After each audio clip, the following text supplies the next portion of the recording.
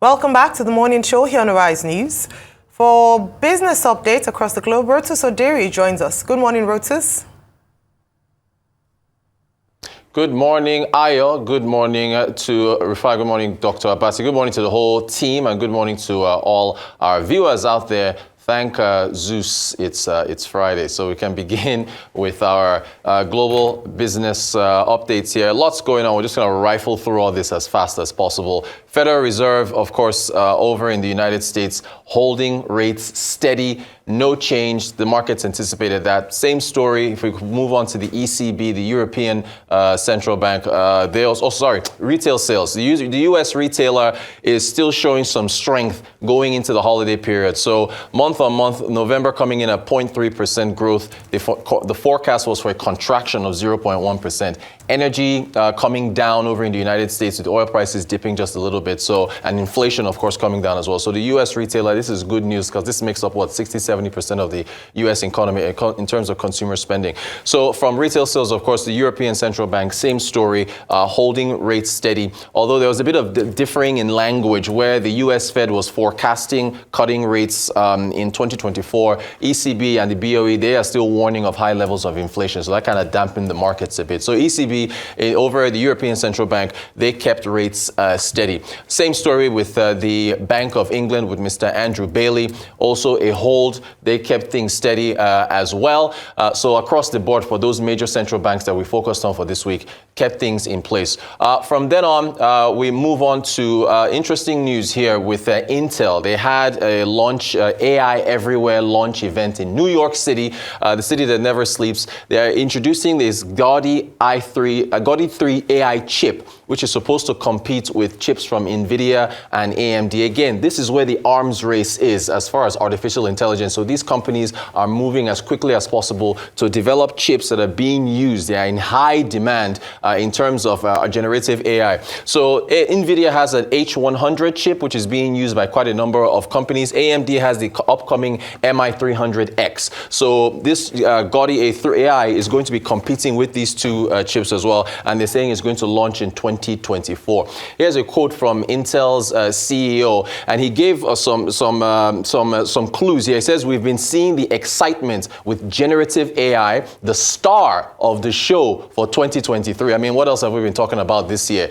Besides things going on in River State, we think the AI PC, this is key here, we think the AI PC, personal computers, will be the star of the show for the upcoming year. So they've also coming up with something called some Xeon chips and processing chips, something called an NDU, which is supposed to accelerate processing faster in their upcoming for PCs of the future. So AI, of course, is not just for mobile. They're also wanting to move into the PC space as well. So Intel is making a bet that AI is going to, of course, revolutionize things as far as personal computers are concerned. That's AI. This is now we look to electric vehicles. Again, China. Zeekr is the premium division of Geely. They make their premium electric vehicles. So they are unveiling a fast charging EV battery. This thing is supposed to be able to charge in 15 minutes and get a range of 500 kilometers. So they're saying so it's a lithium iron phosphate battery. Again, we are looking at where you get lithium from. What basically is happening here is that electric vehicle car makers are trying to set up their own batteries. For now, they depend on battery makers. They are outsourcing the batteries that are being used for these electric vehicles. But what they are trying to do now is to make the batteries in-house, right? So we'll have to see how that goes. They want to basically diversify supply chains and keep things in-house so they can make their own batteries and obviously make a lot more money. So that's what we're seeing in the electric vehicle space. Again, lots going on there. Speaking of electric vehicles, Nuevo León is a city or state rather in northern Mexico. Elon Musk is planning a Gigafactory in Mexico, and so they are giving incentives to the tune of about $153 million to Elon Musk's Tesla so they can set up a Gigafactory over in Mexico. There's a Gigafactory already in Texas, but they're moving here. Again, think about this now. Where are we moving in the future? Electric vehicles. Mexico is making that move. Elon Musk has said, I'm going to come and build there. They've got the materials that they need to make these cars, and they're giving them an incentive in order to come in there. And when you think about enabling business environment and what brings companies to countries, this is jobs, right? They're going to make this factory here. That's Mexican jobs in the state of Nuevo Leon. Speaking of Elon Musk, you've been seeing the ads for the Wigwe University over in Nigeria. Elon Musk is planning his university. According to tax filings, he's giving a seed money of $100 million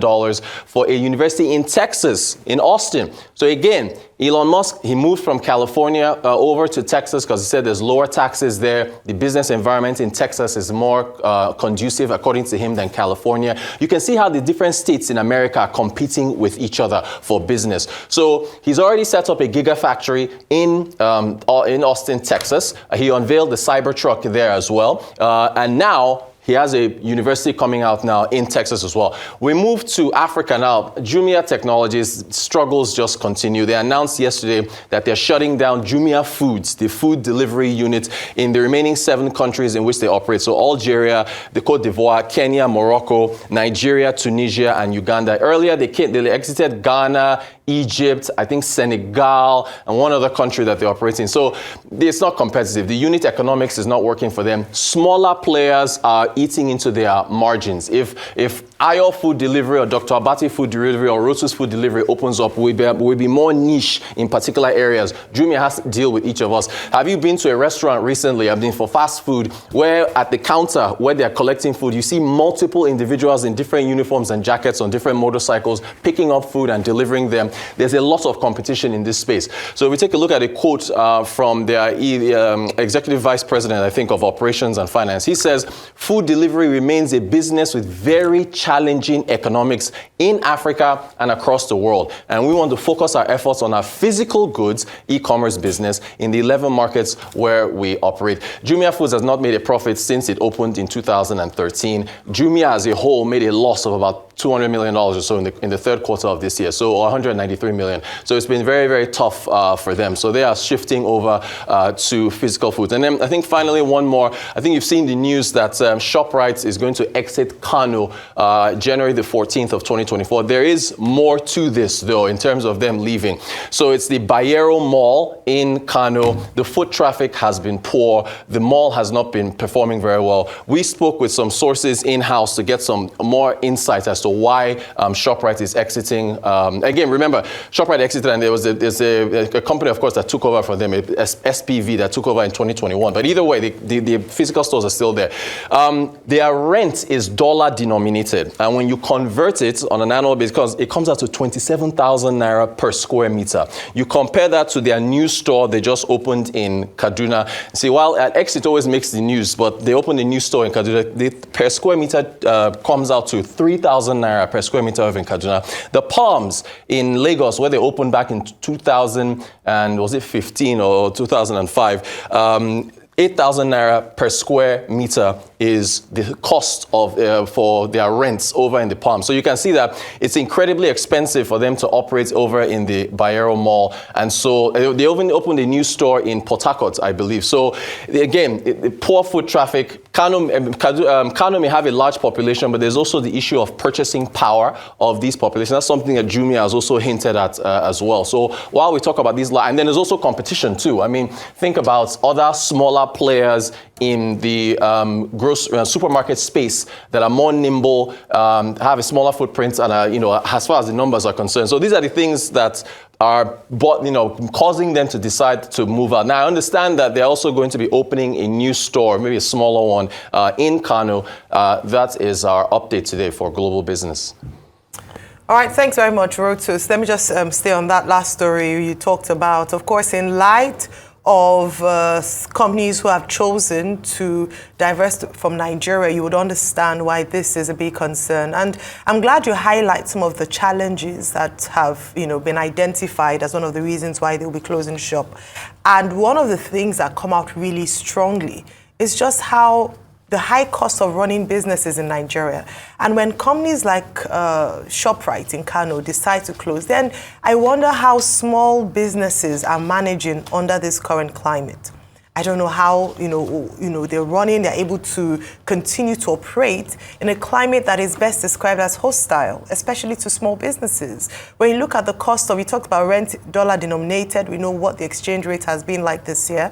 When you talk about running power, we know how high the energy costs have gone up, whether it's diesel or petrol gone up. We talk about just even the different taxes as well. So what I would say is I'm hoping that that PEBEC, the Ease of Doing Business Council, as well as the government are going to look at ways, first of all, identify and see these issues and look for ways to support businesses in Nigeria, not just these big conglomerates, but very importantly, small businesses as well, so that the impact of this loss of jobs, loss of income for a number of Nigerians, many people going into poverty, a number of things to definitely look at, not welcome news at all.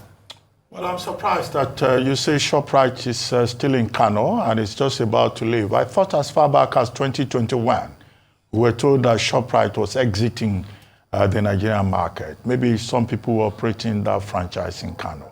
And as we have seen with GSK, with Procter & Gamble, with Both Foods, with Sanofi, and other groups that have tried to leave Nigeria, what we hear all the time is about problem with foreign exchange, high cost of doing business, and now you've thrown another mix into the equation about rent.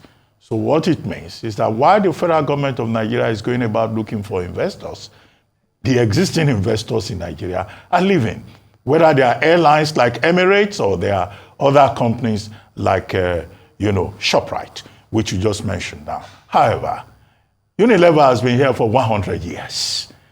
And 100 years, Unilever is celebrating 100 years of service to Nigeria, producing normal Maggi cubes and other products, and serving Nigerians. And the managing director of, Unilever, celebrating 100 years, is saying, well, we are here to stay.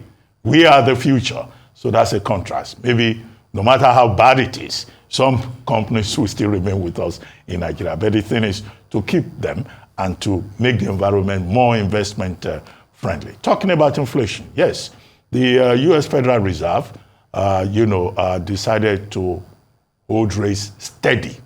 And as you said, retail sales soaring, the stock market has been excited, NASDAQ Composite doing well, Dow Jones Industrial Average doing well the whole of this week, so much optimism.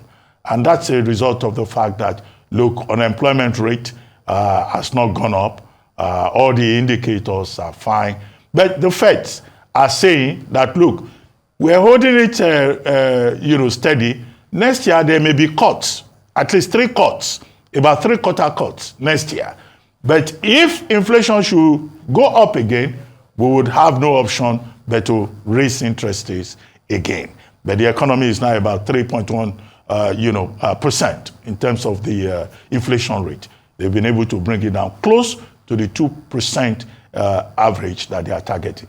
But Andrew Bailey is saying that the situation in the UK is different, that inflation in the UK is not the same.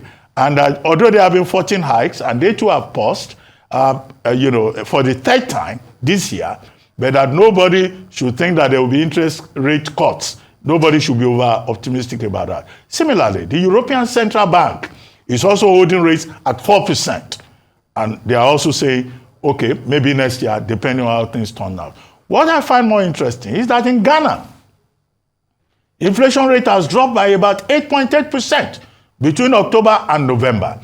And the Ghana Statistical Service is saying, oh, this is as a result of the tightening policy that the Ghanaian authorities have adopted. Well, is there any lesson that we can learn from Ghana?